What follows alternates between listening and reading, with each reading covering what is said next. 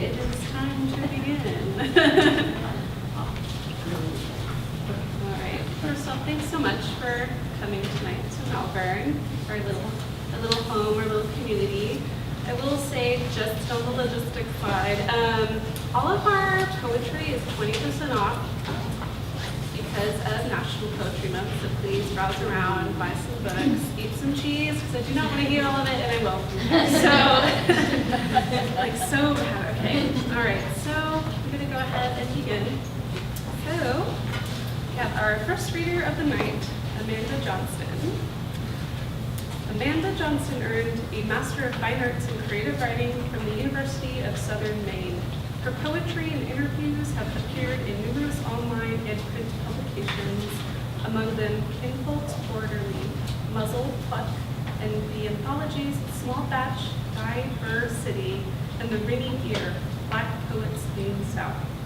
The recipient of multiple Artist Enrichment grants from the Kentucky Foundation for Women and the Christina Sergeyevna Award. I still mess it up, man. All right. From the Austin International Poetry Festival. She's a member of the Affrilachian Poets and a Cave Canem graduate fellow. Johnston is a Stonecoast MFA faculty member, a co-founder of Black Poets Speak Out, and founding executive director of Torch Literary Arts. Welcome, Amanda.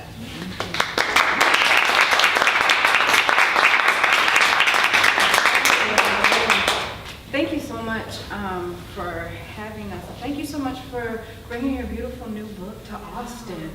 It's always a joy to have poets and poetry come through Central Texas, so you can see this big old red stage, just a good old heart at its center, at its true itself. So thank you. And yeah, so I brought some new shit, as it were. New shit? I mean, like, printer, hurry up, I gotta go level. So let's see how that works. And I brought this book you mentioned, Affrilachian Poets. Very proud to be an Affrilachian poet.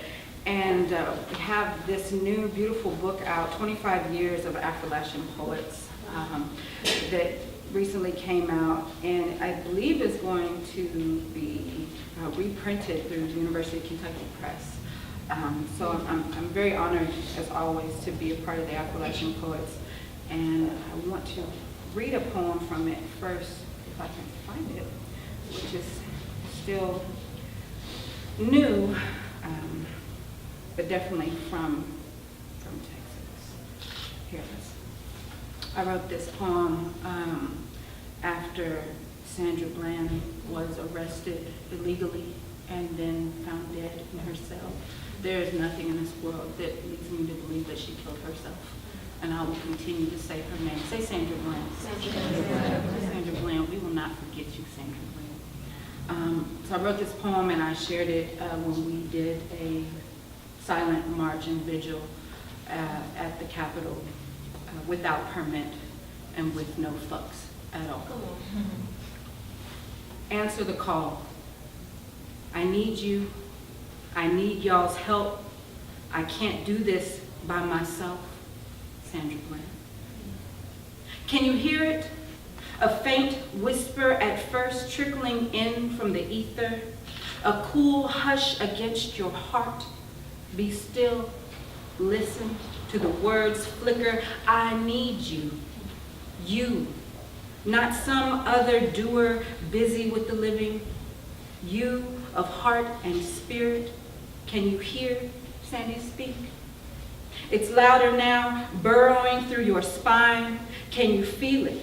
Pull you to your feet, feet to pavement, from Illinois to New York, from Waller County to Austin, Texas.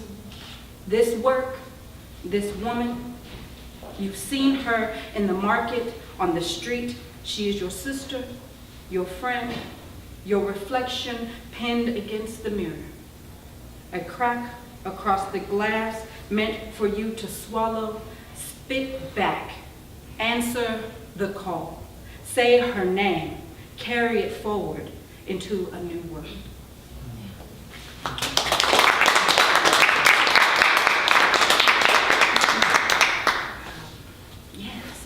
right into the new stuff that I feel awkward and vulnerable behind, because why not? Right. We alive. Let's go. All right. Drunk in code switching. I've been drinking. I've been drinking. A white girl once said cash instead of catch, and her pimp, parentals, learned a new currency. I interrogate language for the Make America Great Again tribe who chanted lock her up, and I know they meant me. I don't drop my rusty smile when brushing the hair of the woman who decides if my family will eat when she complains, says she feels like she's been sucking D all day. Wow. I laugh and think to myself, what a wonderful world it would be if all I had to do was suck dick. A man trolls my mind hard and eager to explain how wrong this poem is, if it's even a poem. But all that translates is, fuck that fat bitch. I brush her hair in safe, even tones. The woman who decides if my family will eat drools. Hey girl, she saves, just for me. We know it will never be as honest as my nigga. And no, you may not read that line out loud. And yes, my punctuating is only for you.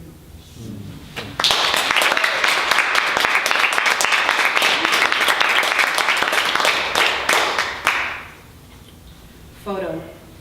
White woman sitting on black woman as chair on MLK Day, January 20, 2016. Once the image went viral in our minds, we were instructed to find comfort in plush, upholstered apologies, neatly pressed and folded like the woman who was not a woman, really, a mannequin made to be buckled on her back, topless Afro kink that didn't mean to offend, didn't mean anything, because the artist had his reasons, really. Because the woman sitting on the lie of a black woman, her blonde hair neatly pulled back, starched white shirt and pressed jeans were not a statement of superiority, and context matters here and power matters always. And I've never been to Russia, so I wouldn't know this cover girl from a can of beans that costs less than what this magazine wants me to eat.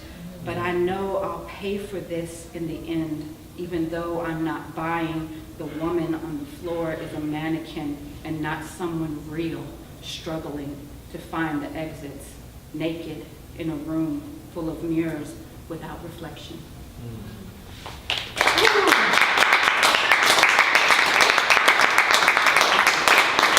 Wow. Let's see here. Change it a little bit. Making amends. When my father called after 39 years of silence, I was busy picking up my children from school, asking about their day, driving them home, fixing their dinner, washing clothes, checking their homework, endless pages of homework, the baby science project, planets and stars. I was deep in the Milky Way. We were carving a sun. I was drawing electricity from a potato, the science of finding power, the source. I was washing the dishes. We were brushing our teeth, scrubbing the sour day from our tongues. Baby found a cavity, a crater of responsibility. I was kissing away the pain, making plans for tomorrow. There would be treatment, an ointment, a fix for the ache.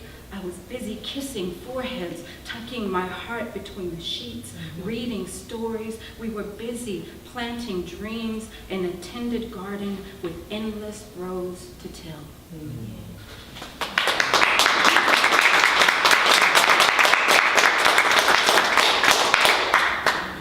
See, my poems are petite. So, let's see, a couple more. I'll read a couple. Not that one. Not that one. Let's see here. Hand to mouth. Hand to mouth. Before the sun sets, Busy hands split 2-day-old chicken in half. Carefully, I pull spine and rib from meat.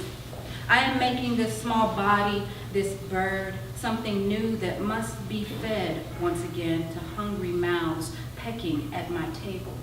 Our wing gloves who fly in from school, chirp on phones, and laugh about whatever isn't killing them. I boil water, add the warm chicken, and burn my fingers in the process of renewal. I watch food catch in my daughter's throat, food I put there, a resurrected carcass, gritty with prayer to postpone dirt on the dying.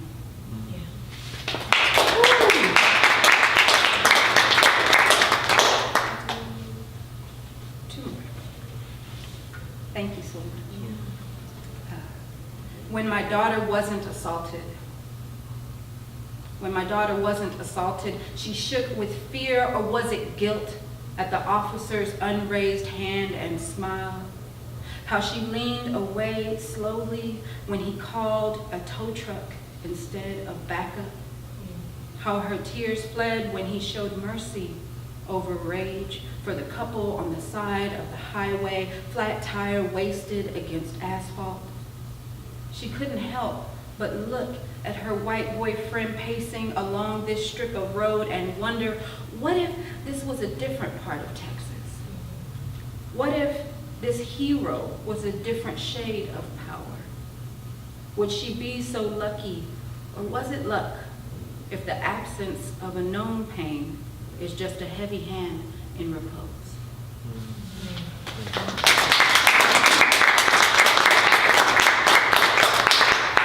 One last poem. This is a palindrome, so you can read it from top to bottom. Okay. History repeating. Get your hand out my pocket, I shout, to no one in particular, to everyone. Under my breath, my shadow crawling into my pocketbook, searching for the price of the ticket, crawling into my pocketbook. Under my breath, my shadow, to no one in particular, to everyone. Get your hands out my pocket, I shout. Thank you.